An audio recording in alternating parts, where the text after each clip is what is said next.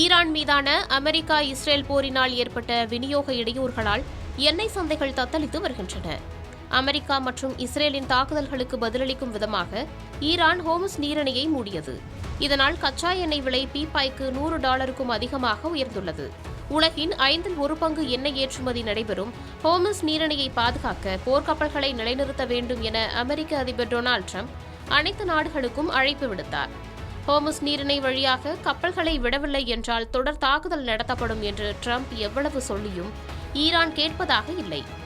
ஈரானின் மீது மேலும் குண்டு வீசுவதாக மிரட்டிய பின்னர் ஜலசந்தியை பாதுகாக்க போர்க்கப்பல்களை அனுப்புமாறு சீனா, பிரான்ஸ், ஜப்பான், தென்கொரியா மற்றும் UK ஆகிய நாடுகளுக்கு ட்ரம்ப் அழைப்பு விடுத்தார்.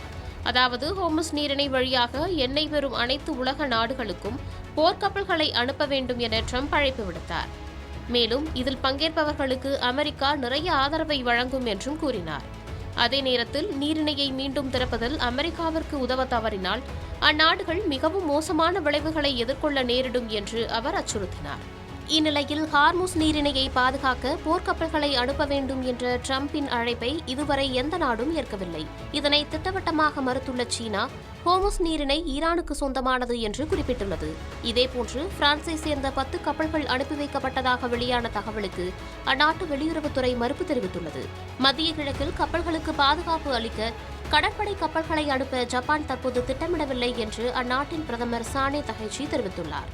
மேலும் வளைகுடாவிலிருந்து 70% எண்ணெயை இறக்குமதி செய்யும் தென்கொரியா ட்ரம்பின் அறிக்கைகளை உற்றுநோக்கி கண்காணித்து வருவதாகவும் எரிசக்தி போக்குவரத்து பாதைகளின் பாதுகாப்பை உறுதி செய்வதற்கான பல்வேறு நடவடிக்கைகளை விரிவாக பரிசீலித்து ஆராய்வதாகவும் கூறியது. ஹோர்முஸ் நீரிணையை மீண்டும் திறப்பதற்கு உதவ ஆஸ்திரேலியா கடற்படை கப்பல்களை அனுப்பாது என்று அந்நாட்டின் அமைச்சர் தெரிவித்தார்.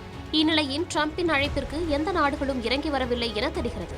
முன்னதாக அமெரிக்கா, இஸ்ரேல் மற்றும் ஈரான் இடையே நடந்து வரும் மோதலில் இத்தாலி எந்த வகையிலும் பங்கேற்காது என்று அந்நாட்டின் பிரதமர் ஜார்ஜியா மெலோனி மீண்டும் உறுதிப்படுத்தியுள்ளார் என்பதும் குறிப்பிடத்தக்கது.